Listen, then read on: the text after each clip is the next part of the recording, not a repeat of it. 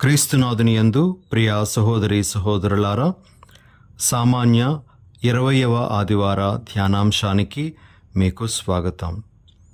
ఈ ఆదివారం నాడు ప్రభు మన ముందు ఉంచుతున్నటువంటి పఠనాలను ఆధారంగా చేసుకొని దేవుని సందేశాలను మనము స్వీకరించటానికి, వాటిని మన మనసులో నిలుపుకొని వాటికి అనుగుణంగా మన జీవితాలను మలుచుకోవడానికి ప్రయత్నం చేద్దాం.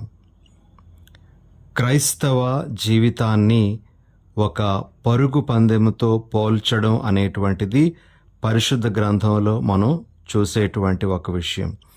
ముఖ్యంగా క్రొత్త నిబంధనలో ఈ క్రైస్తవ జీవితాన్ని పరుగు పందెంతో పోల్చడం అనేటువంటిది పౌలు గారి లేఖలలో మనము ఎక్కువగా చూస్తూ ఉంటాం. ఉదాహరణకు పౌలు గారు కొరింథీయులకు రాసినటువంటి మొదటి లేఖ 9వ అధ్యాయము 24వ వచనంలో ఈ విధంగా అంటారు: పరుగు పందెమున అందరూ పరిగెత్తుదురు, కానీ వారిలో ఒక్కడు మాత్రమే బహుమతిని గెలుచుకొనును. ఇది మీకు తెలియను కదా, కావున బహుమతిని అందుకొనున్నట్లు పరుగెత్తుడు. మనము కూడా మన క్రైస్తవ జీవితాన్ని ఒక పరుగు పందెముగా భావిస్తూ మన పరుగును మనము కొనసాగించాలి అని పౌలు గారు మనకు ఈ వాక్యం ద్వారా బోధిస్తూ ఉన్నారు. ప్రియ సహోదరి సహోదరులారా, మరలా అదే అధ్యాయము 26వ వచనంలో పౌలు గారు ఈ విధంగా అంటారు: కనుక గమ్యము లేకుండా నేను పరుగిడుట లేదు, గాలితో గ్రుద్దులాట వలె నేను పోరాడుట లేదు అని.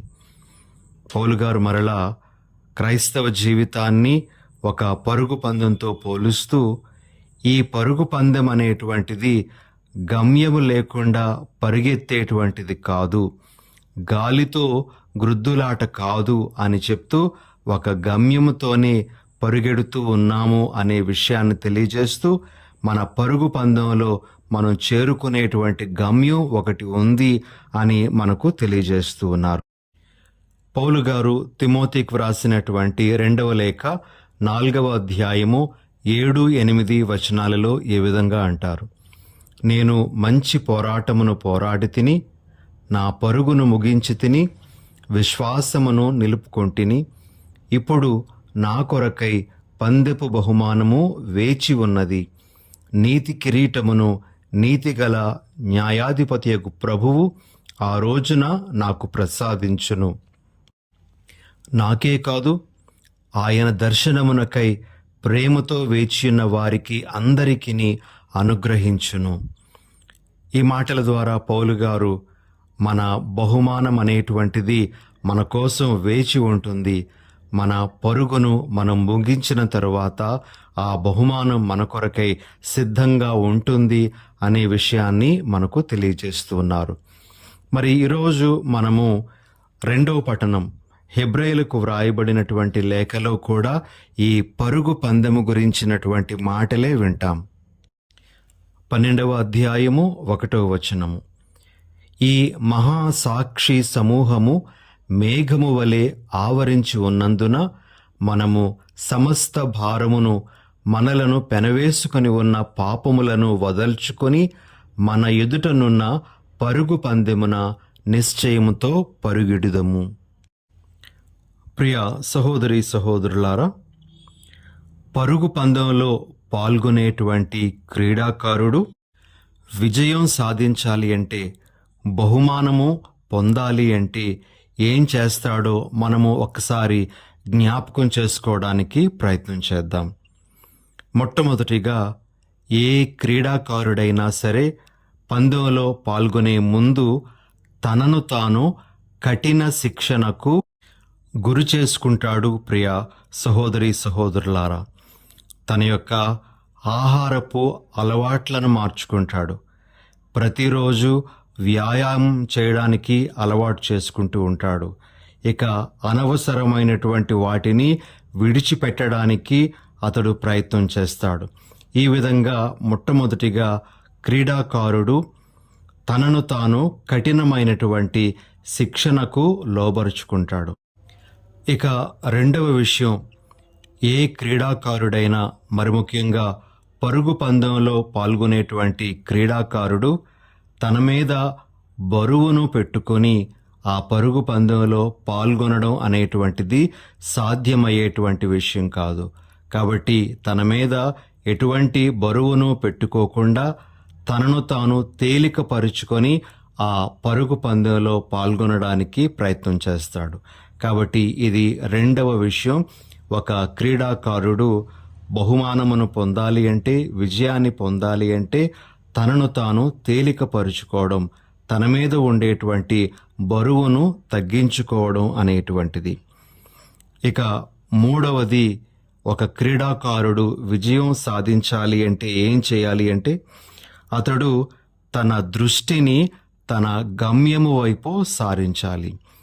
తాను ఎక్కడికి చేరుకోవాలి, తన యొక్క లక్ష్యం ఏమిటి అనే దాని మీదే అతని యొక్క దృష్టి ఉండాలి. కానీ అతడు ఇతర విషయాల మీద, ఇతర వ్యక్తుల మీద తన దృష్టిని పెట్టినప్పుడు ఆ గమ్యాన్ని చేరుకోవడం అనేటువంటిది సాధ్యపడదు.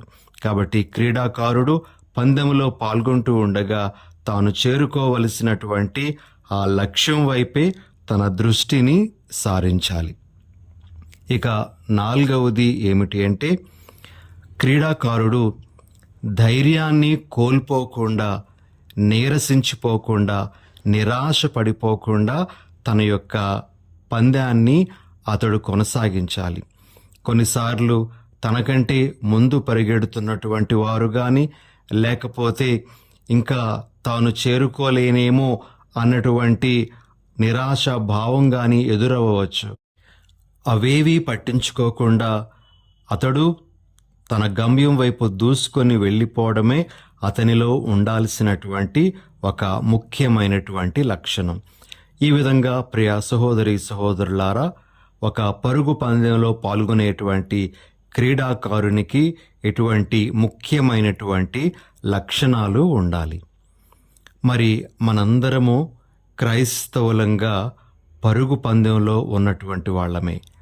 క్రైస్తవ్యం అనేటువంటి ఆ జీవిత విధానంలో ఉన్నటువంటి మనము మన పందెపు బహుమానము కొరకు, అనగా మన మోక్షం కొరకు పరుగెడుతున్నటువంటి వాళ్ళమే. మనకు కూడా ఈ పైన ఉదహరించబడినటువంటి అన్ని లక్షణాలు కూడా ఉండాలి. ప్రియా సహోదరి సహోదరులారా, ఈనాడు మనం ఆలకించినటువంటి రెండవ పఠనము మనకు ఈ విషయాన్ని చాలా స్పష్టంగా బోధిస్తూ ఉంది. కాబట్టి మన గమ్యమైనటువంటి యేసును చేరుకోవడానికి, మన గమ్యమైనటువంటి మోక్షాన్ని మనం పొందడానికి మనం ఏం చేయాలి అంటే, మొట్టమొదటిగా మనలను మనము కఠిన శిక్షణకు లోబరుచుకోవాలి. మనము ఎటువంటి శిక్షణకు అలవాటు పడాలి అంటే, కొన్నిసార్లు శోధనలు జయించే విషయంలో మనలను మనము శిక్షణకు గురి చేసుకోవాలి. అదేవిధంగా ప్రార్థించుటలో కానీ, లేదా దేవుని యొక్క సాన్నిధ్యాన్ని అనుభవించటంలో కానీ మనము శిక్షణకు మనలను మనము లోబరుచుకుంటూ ఉండాలి. ఆ విధంగా తగినంత శిక్షణ మనము పొందినట్లయితే, అలవాటు చేసుకున్నట్లయితే తప్పనిసరిగా మనము ఆ పరుగు పందెంలో పాల్గొనగలము, మన లక్ష్యాన్ని మనం చేరుకోగలుగుతాం. కాబట్టి ప్రియ సహోదరి సహోదరులారా, మనము ఈరోజు ఒక వాక్యాన్ని పరిశుద్ధ గ్రంథం నుండి ఆలకించడానికి ప్రయత్నం చేద్దాం. పౌలు గారు కొరింథీయులకు రాసినటువంటి మొదటి లేఖ 9వ అధ్యాయము 25వ వచనము. పోటీలో పాల్గొననున్న క్రీడాకారుడు తన్ను తాను కఠిన శిక్షణకు లోబరుచుకొనును.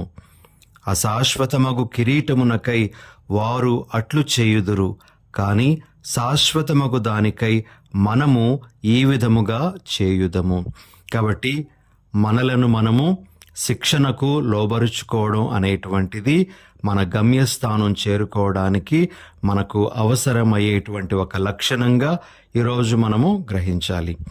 ఇక రెండవ విషయం, ప్రియ సహోదరి సహోదరులారా, ఒక క్రీడాకారుడు ఏ విధంగా తన మీద భారాన్ని పెట్టుకొని పరుగు పందెంలో పాల్గొనలేడో మనము కూడా మన మీద ఉండేటువంటి భారాన్ని తొలగించుకోవడానికి ప్రయత్నం చేయాలి.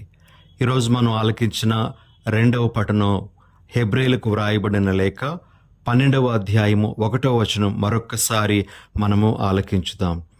ఈ మహాసాక్షి సమూహము మేఘము వలె ఆవరించి ఉన్నందున మనము సమస్త భారమును మనలను పెనవేసుకొని ఉన్న పాపములను వదల్చుకొని మన ఎదుటనున్న పరుగు పందెమున నిశ్చయముతో పరుగుడెదము. మన యొక్క భారాన్ని మనము విడిచిపెట్టి పరుగెత్తాలి అని ఇక్కడ మనకు సూచన చేయబడింది. ప్రియ సహోదరి సహోదరులారా, కొన్నిసార్లు మన అహంకారమే మన మీద పెట్టుకునేటువంటి భారం కావచ్చు. కొన్నిసార్లు మనలోని ప్రేమ లేనితనమే భారంగా మన మీద పెట్టుకొని మనము మన పరుగు పందెంలో పాల్గొంటూ ఉండవచ్చు. ఇంకా కొన్నిసార్లు మనకు ఉండేటువంటి వ్యసనాలు, మనము కొన్ని దురలవాట్లకు లోను కావడం, ఇవన్నీ కూడా మన మీద ఉండేటువంటి భారాలే. ఇంకొన్ని సందర్భాలలో మనకు ఉండేటువంటి అపవిత్రమైనటువంటి సంబంధ బాంధవ్యాలు, ఇవి కూడా ఒక రకంగా మన మీద ఉన్నటువంటి భారాలుగానే మనం భావిస్తూ ఆ భారాలను మనం దించుకోవాలి.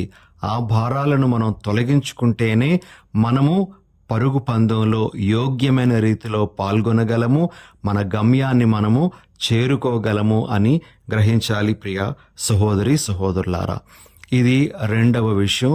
క్రైస్తవులంగా మనము మన భారాన్ని దించుకోవలసినటువంటి ఆవశ్యకత ఉంది అని తెలియజేసేటువంటిది. ఇక 3వ విషయం ఏమిటి అంటే, పరుగు పందెంలోన క్రీడాకారుడు తన గమ్యాన్ని, లక్ష్యాన్ని ఎప్పుడూ కూడాను మరిచిపోడు. తాను చేరాల్సినటువంటి గమ్యం మీద తన దృష్టిని పెడతాడు. మరి మనం కూడా క్రైస్తవులంగా మన పరుగు పందాన్ని మనము కొనసాగిస్తూ ఉండగా మన దృష్టిని యేసు ప్రభువు మీద కేంద్రీకరించాలి. యేసు ప్రభువు మీద నుండి మన యొక్క దృష్టి ఎప్పుడూ కూడా తొలగిపోకూడదు అనే విషయాన్ని మనము గ్రహించాలి. మనందరికీ బాగా తెలిసినటువంటి విషయం, మత్తయి సువార్త 6వ అధ్యాయము 33వ వచనంలో ఈ విధంగా చదువుతాం. మొదట ఆయన రాజ్యమును నీతిని వెదకండి, అప్పుడు అవన్నీ మీకు అనుగ్రహింపబడును అనేటువంటి యేసు ప్రభు మాట. మన యొక్క దృష్టి అంతా ఆ ప్రభు యొక్క రాజ్యం మీద, ఆ ప్రభు యొక్క నీతి మీద మనం పెట్టాలి. ఆయన మీద మన దృష్టిని సారించాలి, కేంద్రీకరించాలి అని ప్రభు మనకు తెలియజేస్తూ ఉన్నారు. ప్రియ సహోదరి సహోదరులారా, పేతురు గారిని ఒక ఉదాహరణగా మనం తీసుకుంటే, మత్తయి సువార్త 14వ అధ్యాయము 29-30 వచనాల్లో మనము పేతురు గారు నీటి మీద నడుస్తూ తన దృష్టిని ఎప్పుడైతే యేసు ప్రభు మీద నుండి మరలించి ఆ నీటి మీద, అలల మీద, గాలుల మీద పెట్టడం ప్రారంభిస్తారో వెంటనే మునిగిపోవడం అనేటువంటిది జరుగుతుంది. కాబట్టి ప్రియ సహోదరి సహోదరులారా, పరుగు పందెంలో పాల్గొంటున్నటువంటి మనలను ఓడించటానికి, మనలను కృంగదీయడానికి ఎన్నో శక్తులనేటువంటివి మనతో పోరాటం చేస్తూ ఉంటాయి. అయితే మన దృష్టి ఎప్పుడు కూడా ప్రభువు మీద నుంచి మనము తొలగించకూడదు అనే విషయాన్ని మనము ఈరోజు నేర్చుకోవలసినటువంటి ఒక విషయం. ఇక ఆఖరుగా ప్రియ సహోదరి సహోదరులారా, పరుగు పందెంలో పాల్గొనేటువంటి వ్యక్తి మరి ధైర్యాన్ని కోల్పోకుండా, నీరస పడిపోకుండా తన యొక్క పందాన్ని కొనసాగించాలి. మనం కూడా కొన్నిసార్లు మన క్రైస్తవ జీవితాన్ని జీవిస్తూ ఉండగా ఎన్నో శ్రమలు మనకు ఎదురవుతూ ఉంటాయి, ఎన్నో హింసలు మనకు ఎదురవుతూ ఉంటాయి. ఎన్ని సమస్యలు వచ్చినప్పటికీ కూడా మన పరుగు పందాన్ని మనము అర్ధాంతరంగా ముగించకుండా దానిని కొనసాగించుకుంటూ వెళ్ళాలి. ఈరోజు మనము మొదటి పఠనంలో ఇర్మియా ప్రవక్త గురించి ఆలకిస్తాం. దేవుని సందేశాన్ని యథాతథంగా బోధించినటువంటి ఇర్మియా అనేకమైనటువంటి కష్టాలు ఎదుర్కోవలసి వచ్చింది. ఆఖరికి అతడిని ఆకలి బాధతో చంపాలని నిర్ణయించుకొని ఒక ఎండిపోయినటువంటి బావిలో కూడా పడద్రోయడం అనేటువంటిది జరుగుతూ ఉంది. ప్రియ సహోదరి సహోదరులారా, ఎన్ని సమస్యలు, ఎన్ని ఇబ్బందులు ఎదురైనా తనకు అప్పగించబడినటువంటి ఆ పనిని అతడు కొనసాగిస్తూనే వచ్చాడు. ఇది మనము చేయాల్సినటువంటి ఇంకొక పని. మన పరుగు పందెంలో తప్పనిసరిగా అనేకమైనటువంటి సమస్యలు, హింసలు, బాధలు ఎదురవుతాయి. వాటన్నింటినీ తట్టుకుంటూ మనము ముందుకు వెళ్ళాలి అనేటువంటిది ఈరోజు ప్రభు మనందరికీ కూడా తెలియజేస్తున్న విషయం. కాబట్టి మన పరుగు పందాన్ని మనమందరము కూడా మన జ్ఞానస్నాన సమయం నుండే ప్రారంభిస్తూ ఉన్నాం. మరి ప్రారంభించినటువంటి ఆ పరుగు పందెము మంచి విజయాలను సాధించేటువంటి పందెముగా ఉండాలి అని మనం కాంక్షించుదాం. అయితే ప్రియ సహోదరి సహోదరులారా, ఈ సందర్భంలో మనము ఒక విషయాన్ని గుర్తు చేసుకోవాలి. అదేమిటి అంటే, కొంతమంది చక్కగానే పరుగు పందాన్ని ప్రారంభిస్తారు, కానీ మధ్యలో దానిని అర్ధాంతరంగా ఆపేస్తారు. మరికొంతమంది చక్కగా ప్రారంభించలేకపోయినప్పటికీ కూడా అర్థవంతంగా ఆ పందాన్ని ముగించుకోవడానికి వారు శ్రమిస్తారు. ఇలా రెండు రకాలైనటువంటి వ్యక్తులు మనకు తారసపడుతూ ఉంటారు. బైబిల్లో కూడా మనకి ఇలాంటి వ్యక్తులు తారసపడతారు. ప్రియ సహోదరి సహోదరులారా, చక్కగానే ప్రారంభిస్తారు, కానీ మధ్యలో వచ్చినటువంటి ఆటంకాలు వలన ఆ ప్రయాణాన్ని, ఆ పందాన్ని సరిగా ముగించలేనటువంటి వారు. ఉదాహరణకు సంసోనును మనం తీసుకున్నట్లయితే, దేవుడు సంసోనును ఒక న్యాయాధిపతిగా ఎన్నుకున్నాడు, కానీ అతడు స్త్రీలోలుడైపోయాడు. ఒక స్త్రీ బారిన చిక్కి అతడు తన యొక్క ఆత్మశక్తిని కోల్పోవడం జరిగింది. చక్కగా పరుగు పందాన్ని ప్రారంభించాడు, కానీ ఆ పందాన్ని చక్కగా ముగించుకోలేకపోయాడు. అలానే ప్రియ సహోదరి సహోదరులారా, సొలొమోను మహారాజు ప్రారంభం అనేటువంటిది చాలా ఘనంగా జరిగింది. అతడు జ్ఞానాన్ని కోరుకున్నాడు, దేవునికి ఒక సుందరమైనటువంటి ఆలయాన్ని కట్టాడు. కానీ చివరికి అతడు వివాహం చేసుకున్నటువంటి అన్య స్త్రీల వలన విగ్రహారాధనకు లోనైపోయాడు, దేవునికి దూరమైపోయాడు. అతడి తరువాత అతని రాజ్యము రెండుగా చీలిపోయినట్లుగా కూడా మనము పరిశుద్ధ గ్రంథంలో చూస్తాం. అదేవిధంగా ప్రియ సహోదరి సహోదరులారా, యూదా ఇస్కారియోతును మనం చూసినట్లయితే తొలుత చక్కగానే ప్రభువుతో తన ప్రయాణాన్ని ప్రారంభించాడు. ప్రభు యొక్క బోధనలను విన్నాడు, ప్రభు యొక్క అద్భుత కార్యాలు విన్నాడు. కానీ చివరికి ప్రభువునే 30 వెండి కాసులకు అప్పగించేటువంటి వాడుగా అతడు తయారయ్యాడు. పరుగు పందాన్ని చక్కగానే ప్రారంభించారు, కానీ సరిగా ముగించుకోలేనటువంటి వ్యక్తులు మనకు తారసపడుతూ ఉంటారు. అయితే అదేవిధంగా తమ పందాన్ని సరిగా ప్రారంభించలేకపోయినా కానీ చక్కగా ముగించినటువంటి వ్యక్తులు కూడా మనకు తారసపడుతూ ఉంటారు.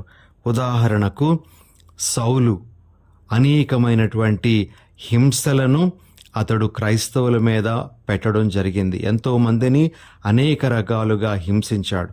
కానీ తరువాత ప్రభువును తెలుసుకున్న తర్వాత ప్రభు కోసం తానే శిక్షలు పొందడానికి, బాధలు అనుభవించడానికి సిద్ధపడ్డాడు.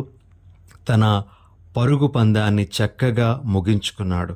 అదేవిధంగా మరియ మగ్దలేన అనేకమైనటువంటి సైతానులతో శోధింపబడినటువంటి వ్యక్తి. కానీ ప్రభు ఆమెకు విడుదల దయచేసిన తర్వాత ఆమె యొక్క జీవితం పూర్తిగా మారింది. ఆమె తన పరుగు పందాన్ని చక్కగా ముగించగలిగింది. జక్కయ్య కూడా అన్యాయం చేసేటువంటి ఒక అధికారిగా తన యొక్క జీవిత పరుగు పందాన్ని ప్రారంభించినప్పటికీ యేసు ప్రభువును కలుసుకున్న తర్వాత తన ఆస్తిని సగభాగాన్ని పేదలకు పంచటానికి, ఎవరెవరికైతే అన్యాయం చేశాడో వారికి 4 రెట్లు అధికంగా ఇవ్వడానికి నిర్ణయం తీసుకొని తన పరుగు పందాన్ని చక్కగా ముగించటానికి ప్రయత్నం చేశాడు. ప్రియులకు సహోదరి సహోదరులారా, మనందరము కూడా పరుగు పందెంలో ఉన్నటువంటి వాళ్ళమే. అయితే మన పరుగు పందెము ఏ విధంగా ముగియబోతుంది అనేటువంటిది ఈరోజు మనం పరిశీలించుకోవలసిన విషయం. మనము ఇన్ని సంవత్సరాల జీవితాన్ని జీవించాం. ఇంకా ఎన్ని నాళ్ళు మన ముందున్నాయో మనకు తెలియదు. ఎప్పుడు ఈ పరుగు పందెము ఆగిపోతుందో మనకు తెలియదు.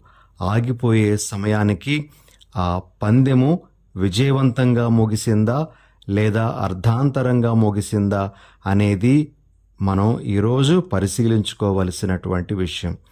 యేసు ప్రభు ఇచ్చే శక్తితో, దేవుని యొక్క కృపతో మన పరుగు పందాన్ని విజయవంతంగా ముగించుకోవడానికే మనం ప్రయత్నం చేయాలి. అటువంటి ఆశీర్వాదములు మనందరికీ ప్రభు దయచేయాలని ఈ దివ్య బలి పూజలో ప్రార్థన చేసుకుందాం. దయగల ప్రభువా, ప్రేమగల మా తండ్రి, మీ పరిశుద్ధ నామానికి వందనాలు, స్తుతులు, స్తోత్రాలు. ప్రభువా, క్రైస్తవ జీవితం అనేటువంటిది ఒక పరుగు పందెము లాంటిది అని మీరు మాకు ఈనాటి వాక్యం ద్వారా తెలియజేస్తూ ఉన్నారు. ఈ పందెములో యోగ్యంగా పాల్గొనడానికి మేము కఠిన శిక్షణకు లోబరుచుకోవాలి అని, ఇక మా దృష్టిని మీ మీదనే పెట్టి మేము కొనసాగించాలి అని, అదేవిధంగా మా మీద ఉండేటువంటి భారాలను మేము తొలగించుకొని ఎటువంటి నిరాశాభావానికి తావివ్వకుండా మా పందాన్ని మేము కొనసాగిస్తూ తుదకు విజయాన్ని పొందాలని మీరు మాకు బోధిస్తూ ఉండగా, అలా మేము జీవించే వరాన్ని మాకు దయచేయండి. ప్రభువా, పునీత పౌలు గారి వలె నేను మంచి పోరాటాన్ని పోరాడి తిని చక్కగా నా పందెమును నేను ముగించి తిని అని ధైర్యంగా చెప్పుకునేటువంటి ఆ శక్తిని, బలాన్ని మా అందరికీ అనుగ్రహించమని మా ప్రభువైన యేసు నామమున అడిగి వేడుచున్నాం తండ్రి. ఆమెన్.